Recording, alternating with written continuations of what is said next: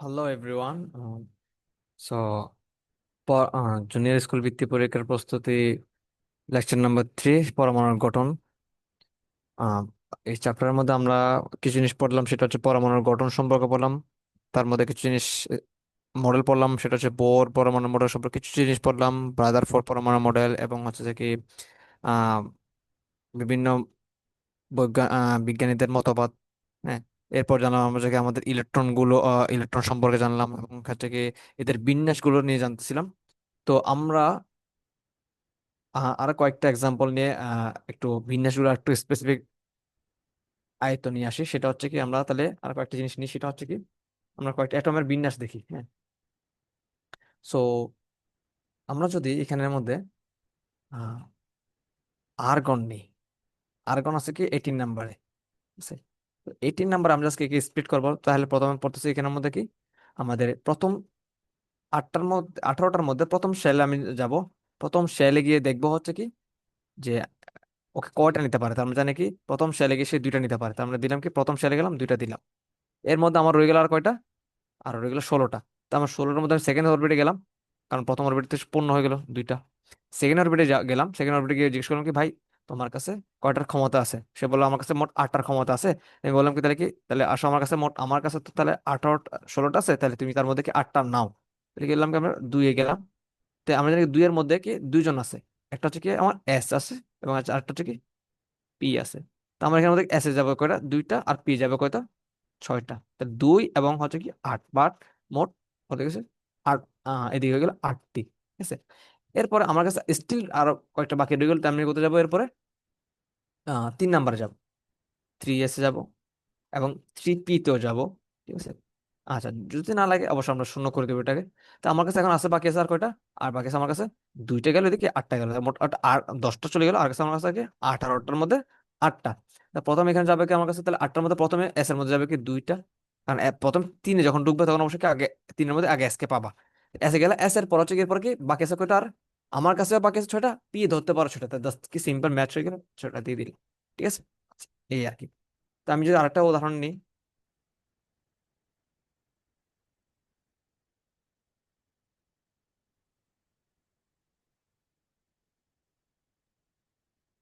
তো এখানে হুম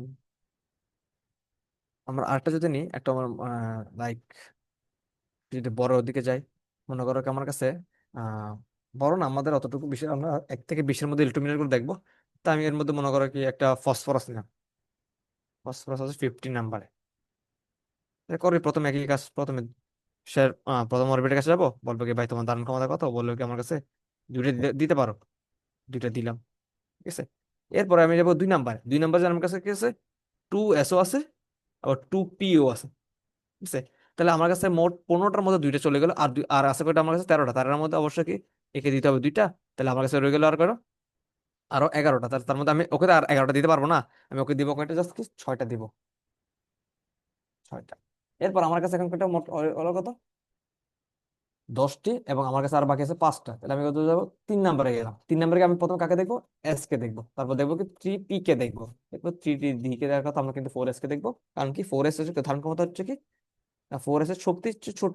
আমরা জানি আগে আগে ছোট শক্তিরা হবে, তারপর ছোট শক্তি সম্পূর্ণ হওয়ার পরে হচ্ছে কি আমরা পর বড়কে কি দেবো, আমরা ইলেকট্রন গুলো দিব। মানে আগে ছোটর পেট ভরাবো, তারপর বড়ের পেট ভরাবো। 2 নাম্বারে গেল, মানে ওকে দিলাম দুইটা। এরপর আর বাকি আছে কয়টা আমার কাছে, বাকি আছে 3টা, তাহলে একে দিব 3টা, কারণ ও 6টার মধ্যে তো 3 নিতেই পারে, ঠিক আছে। এই হচ্ছে আমার ইলেকট্রন, ঠিক আছে। এরকম করা যাবে, পারা যাবে। আচ্ছা, এখন আমরা যাই, একটা জিনিস, একটা পর্যায়, এটা আজকে আনসিকের জন্য একটু যে দেখতে হবে, সেটা হচ্ছে কি আমরা একটু আগে যা পড়ছিলাম, ঠিক আছে, ওটাতে যেরকম যেমন লাস্ট যেটা আমরা লিখছিলাম, সেটা হচ্ছে কি যেটা আমাদের ফসফরাস ছিল। তো ফসফরাস একটা আরেকবার লিখি, ফসফরাস একটা আমি ফার্স্ট লিখি তাহলে 1s2, 2s2,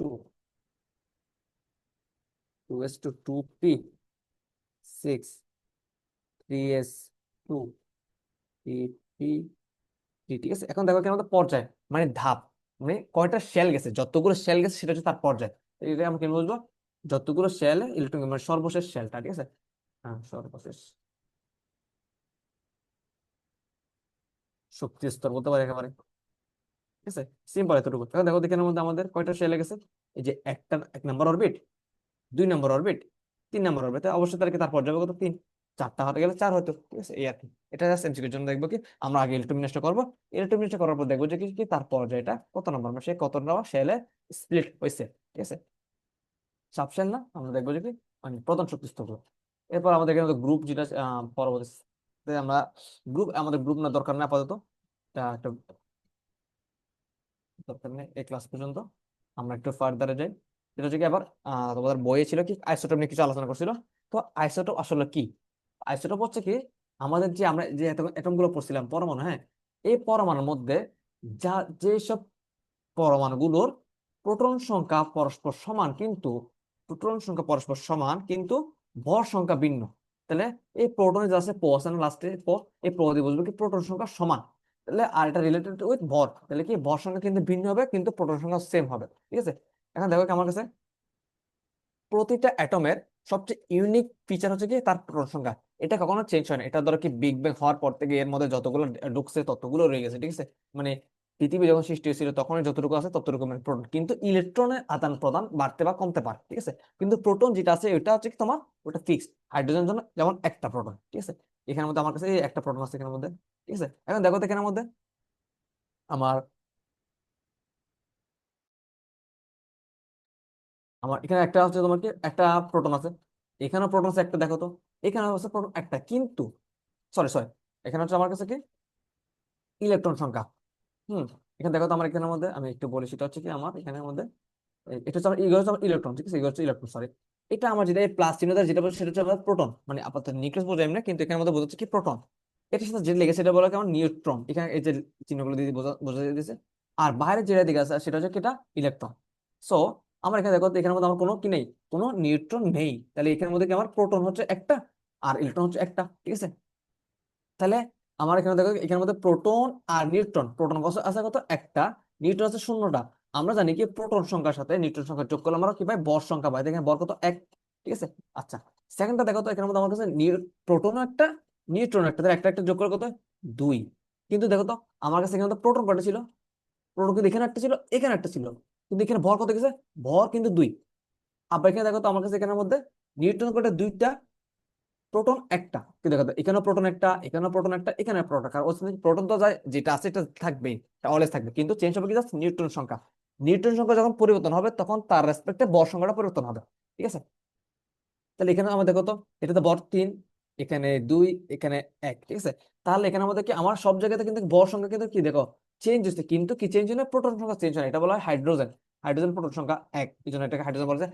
হাইড্রোজেনের মোট 3টা আইসোটোপ আছে, মানে আমরা ওকে মানে নিউটন একটা ছাড়া একটা দিয়ে দুইটা দিয়ে কি করতে পারি ওকে আমরা আইসোটোপ বানাতে পারি। এটা কিন্তু একটা ওর একটা আনস্টেবল ফর্ম, মানে অস্থিতিশীলতা, ঠিক আছে। এটা তার কোনো নর্মাল ফর্ম না, ঠিক আছে। এমন আর কি মনে করে কি সবসময় আমরা তো স্কুল ড্রেস পরে থাকি না, এটা আর কি আমাদের নর্মাল ফর্ম না, একই রকম আইসোটোপ সবসময় কি একটা আনস্টেবল ফর্ম, মানে হাইড্রোজেন থাকে সবসময় থাকে এইভাবে। কিন্তু ওকে যখন আমরা নিউট্রন সঙ্গে যোগ করলাম তখন সে কি গেলো অস্থিতিশীল হয়ে গেলো, ঠিক আছে। কিন্তু সে সবসময় চেষ্টা করে আবার এই জায়গায় চলে আসার জন্য, কারণ কি সেটা মোর স্টেবল। আই হোপ বুঝতে পারছি। এন্ড এরপর হচ্ছে কি আমার দেখো কি তাহলে আইসোটোপ, এই আইসোটোপ নিয়ে আমরা আরো সামনে পড়বো। এরপর এটা রিলেটেড আরো কয়টা জিনিস আছে সেটা একটু জানা রাখা দরকার, সেটা হচ্ছে কি আমাদের আইসোটোপের পর হচ্ছে কি আমার কাছে আইসো বার। আইসো বার হচ্ছে কি একটু বলি,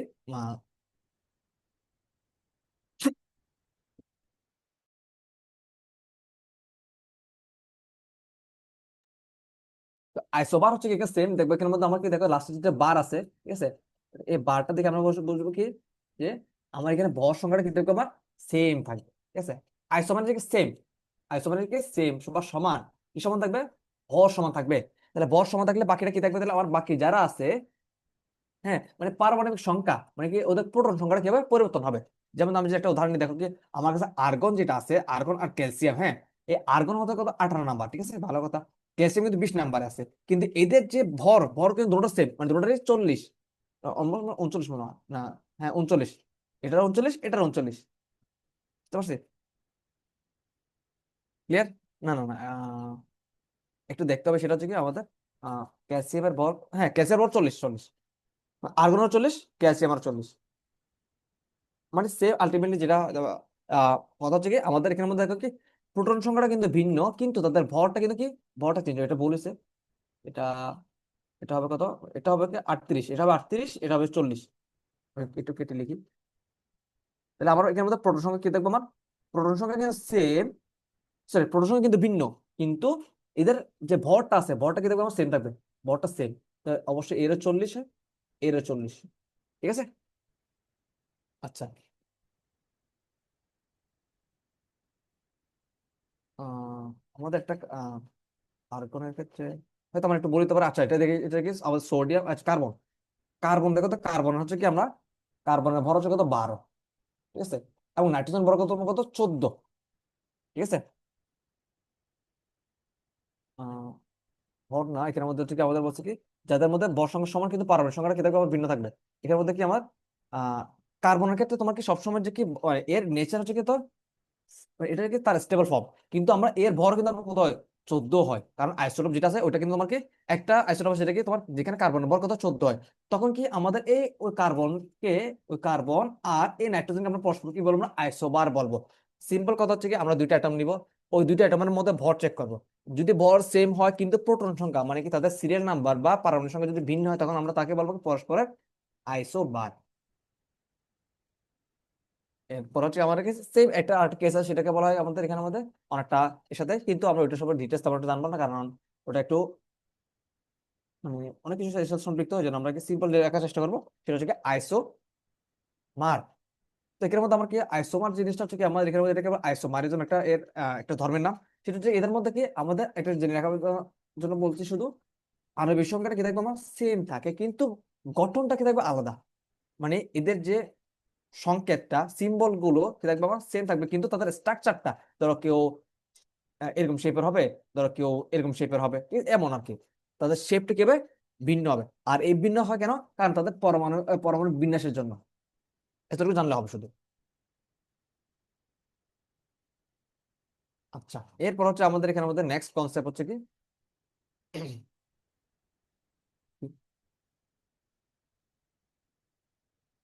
এরপর আইসোটোপের ব্যবহার। তো আমরা আইসোটোপ গুলো যেটা সে বলছিলাম, আইসোটোপ হচ্ছে কি যাদের মধ্যে প্রোটন সংখ্যাটা সেম থাকবে, কিন্তু তাদের ভর সংখ্যাটা পরিবর্তন হয়। ঠিক একই কাজ আমরা এখানে দেখবো কি, আমাদের যে আইসোটোপ আছে, আইসোটোপের বিভিন্ন ইউজেস গুলো আছে। তো ওটা হচ্ছে কোথায়, একটা হচ্ছে আমার এখানে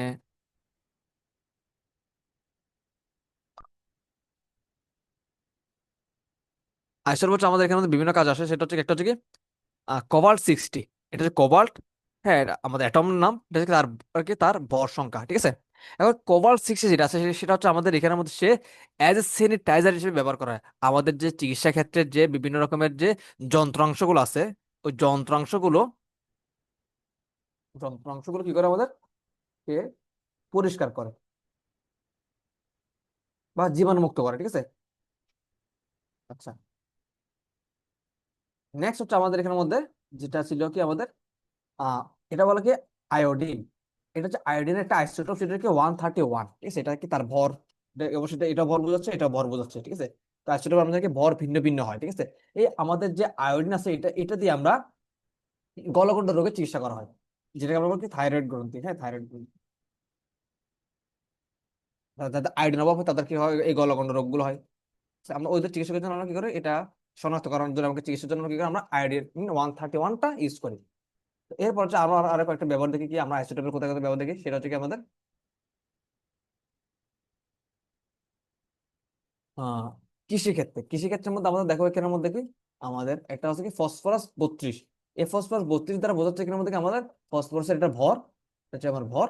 দেখে তার ওই যে আমরা কি নিচ্ছি আসলে, তো ফসফরাস আমরা একটা একজন একটা সার। অবশ্য কি মাটির উর্বরতা, মাটির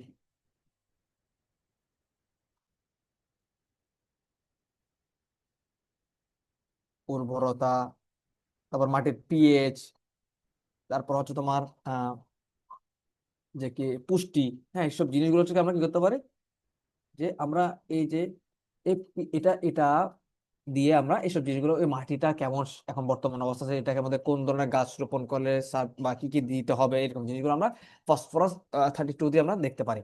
এরপর হচ্ছে কি আরো কয়েকটা জিনিস ফিল্ড আছে আমরা যেখানে মধ্যে আমাদের আইসোটোপ ব্যবহার করতে পারি। সেটা হচ্ছে কি আমাদের আহ ফসিলের ক্ষেত্রে আমরা ইউজ করতে পারি।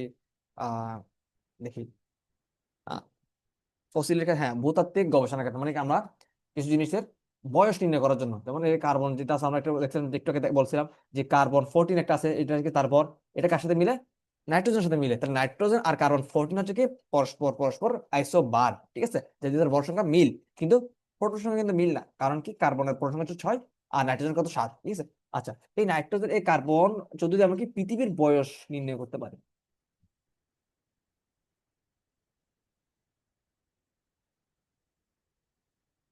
মানে যদিও বা এটা একটু অনেকটা কমপ্লেক্স, কিন্তু জাস্ট একটু ফর কিউরিওসিটির জন্য জেনে রাখো।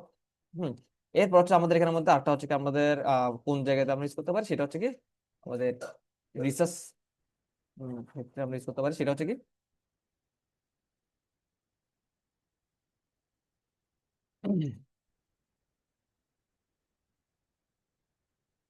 খাদ্য সংরক্ষণের ক্ষেত্রে, খাদ্য সংরক্ষণে আমরা অ্যাজ এ প্রিজারভেটিভ হিসেবে আমরা এটা ইউজ করতে পারি কভার 60, কিন্তু টেম্পারেচার গুলো একটু হাই এন্ড লো হতে পারে, ঠিক আছে, এই অনুসারে এটাকে এটা আমরা কি অ্যাজ এ প্রিজারভেটিভ হিসেবে, মানে খাদ্য সংরক্ষক হিসেবে ইউজ করতে পারি, ঠিক আছে, যেটা কি মানে খাদ্যকে পচে না এরকম জিনিসগুলো করার জন্য কি আমরা আইসোটোপ ব্যবহার করতে পারি এটা, মানে অন্য একটা মনে করেন যে কি ভিনেগারের মতো কাজ করে আর কি, ঠিক আছে।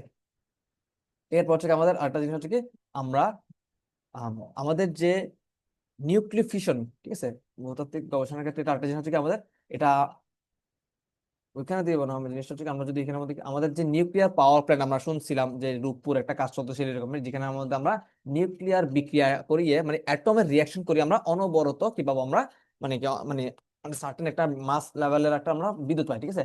ওইটার মধ্যে আমরা কি ইউজ করি, আমরা ইউরেনিয়াম ইউজ করি। তো ইউরেনিয়াম কত আছে আমাদের, একটা হচ্ছে 235 নাম্বার, একটা আছে আরেকটা 238, এটা হচ্ছে তাদের ভর। এই দুটো আমরা ইউজ করবো কোথায়, আমরা এটা আমাদের পারমাণবিক বিদ্যুৎ চুল্লিতে, পারমাণবিক যেটা আমরা নিউক্লিয়ার ফিশন বিক্রিয়ার মধ্যে করতে পারি, পারমাণবিক পারমাণবিক বিদ্যুতিক কেন্দ্র, বিদ্যুৎ কেন্দ্র লিখি, হ্যাঁ। আচ্ছা, সো নেক্সট হচ্ছে কি আমাদের এখানে মধ্যে আহ আইসোটোপ ব্যবহার ও শেষ। তো আমি এখানে খুবই চেষ্টা করলাম যে কি একেবারে বিগিনার থেকে শুরু করে একদম যতটুকু পরিমাণ পর্যন্ত হচ্ছে কি আমাদের পরীক্ষায় আসার ধারণা করা যায় ততটুকু পর্যন্ত দেখানোর চেষ্টা করছি, ঠিক আছে। তো এখানের মধ্যে আমাদের একটু যদি আমরা রিক্যাপ করি তাহলে হচ্ছে কি পরমাণুর গঠন সম্পর্কে আমরা পড়লাম, বিভিন্ন বিজ্ঞানী প্রথম যে প্রথম যে ডেমোক্রিটাস এসে বললো যে কি এটা অবিভাজ্য, ঠিক আছে, উনি এর নামকরণ করছে অ্যাটম থেকে, তাহলে আমরা যদি এমসিকিউ তে আসছে আমরা বলতে পারি কি পরমাণু নামকরণ করছে কি ডেমোক্রিটাস, ঠিক আছে।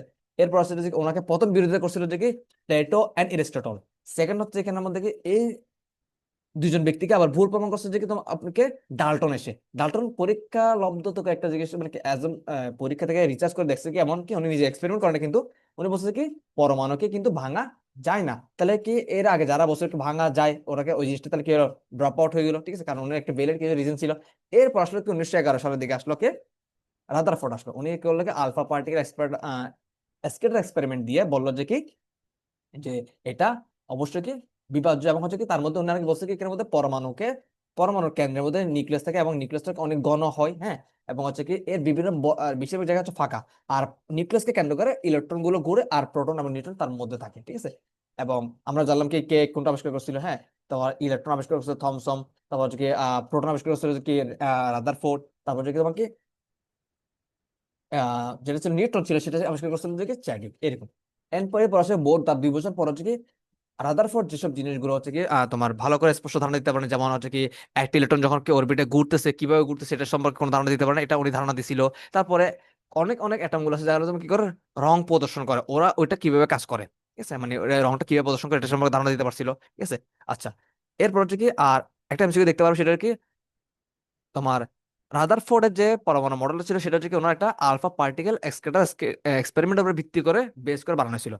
আর বোর একটা ছিল কি ইলেকট্রোবিনেশনের উপর ভিত্তি করে, ঠিক আছে। তো কক্ষপথের জনক বলতে পারো, ঠিক আছে, বোরকে কক্ষপথের জনক বলতে পারো। এরপর আমরা দেখছি যে কি আমাদের আধুনিক পর্যায় সারণী গুলো দেখছিলাম, যে এখানে মধ্যে আমরা দেখছিলাম যে কি আমাদের মোট 18টা কি ছিল গ্রুপ ছিল আর 7টা কলাম কি ছিল পর্যায় ছিল, আমরা পর্যায় নির্ণয় করা শিখছি দেখছিলাম এখানের মধ্যে। এরপর হচ্ছে কি আহ আমরা দেখলাম কি আমাদের পরমাণু সম্পর্কে পরমাণু ডিটেলস হচ্ছে কি এ পরমাণুর মধ্যে কি ইলেকট্রন প্রোটন নিউট্রন থাকে, এগুলোর চার্জ ধর্ম এবং বিভিন্ন জিনিসগুলো দেখলাম, ঠিক আছে, এগুলো এমসিকিউর জন্য খুবই দরকার। এবং এরপর হচ্ছে দেখলাম কি আমাদের যে পরমাণু সম্পর্কে জিনিসগুলো যে কি পারমাণবিক সংখ্যা কাকে বলে, পরমাণু ভর সংখ্যা কাকে বলে, নিউট্রন সংখ্যা কিভাবে বের করে, এবং এগুলো আমরা বের করার নিয়ম শিখলাম, কাকে বলে দেখলাম। এরপর হচ্ছে আমরা ইলেকট্রন বিন্যাস করে ধাপে ধাপে করে দেখলাম, অনেক ডিটেলসে করে দেখলাম। এরপর হচ্ছে কি আমরা দেখলাম যে কি আমাদের আইসোটোপ আছে, আইসোটোপ, আইসোমার, আইসোবার, এগুলো কি জিনিসগুলো, কি তাদের মধ্যে তফাৎগুলো কি, কিভাবে লিখতে হবে, ঠিক আছে, এইসব জিনিসগুলো হচ্ছে কি তুমি যখন ক্লাসগুলো দেখবা এবং হচ্ছে কি একটু বই পড়বা, আমার মনে হয় তুমি পারবা। এরপর হচ্ছে কি আমরা দেখলাম কি আইসোটোপের ব্যবহার করে দেখলাম, এবং হচ্ছে কি এদের আহ যে এক একটা যে আইসোটোপ কেন যে কি মানে কিভাবে কি তোমার আহ একটা থেকে একটা আলাদা কিভাবে হয়, মানে আইসোবার, আইসোমার এবং হচ্ছে কি আইসোটোপ গুলো যে কিভাবে আলাদা হয়, এগুলো আমরা ডিস্টিংগুইশ করতে পারবো, আলাদা করতে পারবো, ঠিক আছে, এই আর কি। তো এখানের মধ্যে অনেক সহজে এবং হচ্ছে কি যতটুকু একদম বিগিনার লেভেল থেকে করানো যায় আমি করার চেষ্টা করছি। হয়তো অনেক কিছু জিনিস হয়তো বা না বুঝতে পারো, তো আমি রেকমেন্ড করবো কি ক্লাসগুলো একটু রিভাইন্ড করে দেখার জন্য, অবশ্যই কি ধীরে সুস্থে করে দেখার জন্য। কারণ হচ্ছে কি জিনিসটা কিন্তু তোমার ফিউচার পড়ার জন্য অনেক একটা ভিত্তি স্থাপন করবে। কারণ তুমি নাইনে যাও, অথবা তুমি যদি সায়েন্স নিয়ে পড়ো, অথবা যে কোনো সায়েন্স না, নট জাস্ট কি তুমি যদি জেনারেল সায়েন্সে পড়ো, তাও তোমার এই জিনিসটা অনেক কাজে আসবে। কারণ পৃথিবীতে তুমি যে কোনো জায়গায় অবশ্যই কেমিস্ট্রির যে এই অ্যাটম, এই অ্যাটমের যে তোমার রিয়াকশন, এর ধর্মগুলো তোমার দিকে বিভিন্ন স্পেসে গিয়ে তোমার একটা চেঞ্জ হয়, ঠিক আছে। তো তুমি একটা জিনিস ব্যতিক্রম, কেমিস্ট্রি অনেকে বলে কি স্যার এইসব জিনিসগুলো তো কি অনেক ব্যতিক্রম দেখায়, আমরা সামনে দেখবো কি, মানে রোজ ফলো করা, আসলে কিন্তু এমন না। রোলসটা হচ্ছে কি কেমিস্ট্রি রোজ ফলো করে না, এমন না। কেমিস্ট্রি হচ্ছে কি ব্যতিক্রম, হচ্ছে উইথ নেচার। এটা তৈরি হওয়ার সময় যেমন নেচার হয়েছে ওই অনুসারে সে অ্যাক্টিভ দেখাচ্ছে, মানে যে কি সে এরকম রিয়াক্ট করে দেখাচ্ছে। যেমন আমাদের মধ্যে যে অনেকের ধরে কি কি থাকে, লেফটে, আমরা তো বেশিরভাগ রাইট হ্যান্ডে লিখি। এখানে এখানের মধ্যে যদি কেউ যদি কি তোমার কি থাকে যে লেফটে থাকে, তাহলে অবশ্যই সে কি না ব্যতিক্রম না, সেটা হচ্ছে ওইটা ওর নেচার, ঠিক আছে। সো কেমিস্ট্রিতে অনেক কিছু পড়বা, রাসায়নিক বিক্রিয়া, অ্যাটম সামথিং, এরকম অনেক কিছু পড়বা, অনেক বিক্রিয়া, অনেকে ব্যতিক্রম দেখবে, আসলে ব্যতিক্রম না। এই ব্যতিক্রম পিছনে একটা ভ্যালিড রিজন আছে কেন জিনিসটা এমন। যখন তুমি এটা বুঝতে পারো, তখন তোমাকে জিনিসগুলো মুখস্থ করতে হবে না, ঠিক আছে। আর যদি ধরো কি মুখস্থ করে যাও, তাহলে কি তোমাকে বুঝতে পারবে কি তুমি অবশ্যই কি বলবে, মুখস্থ করে এটা একটা ব্যতিক্রম, আসলে এমন কিছু না, ঠিক আছে। তো আই হোপ লেকচারটা অনেক সুন্দর হয়েছে, এবং তোমার অনেক কাজে আসবে। তো আমাদের দেখা হবে নেক্সট কোনো টপিকে, নেক্সট কোনো দিনে, ঠিক আছে। এবং সবাইকে হচ্ছে কি বিজয়ের শুভেচ্ছা। যে আমি যখন ক্লাস রেকর্ড করছিলাম তখন 16 ডিসেম্বর এবং রাতের দিকে ছিল। তো সবাইকে অ্যাটমের রেডিয়েক্টিভ শুভেচ্ছা, মানে উত্তেজিত শুভেচ্ছা, এবং হচ্ছে কি দেশকে অবশ্যই ভালো কিছু দেওয়ার এবং নিজের জন্য ভালো কিছু করার প্রত্যাশা হচ্ছে কি আজকে ক্লাসটা আমি এখানে শেষ করলাম।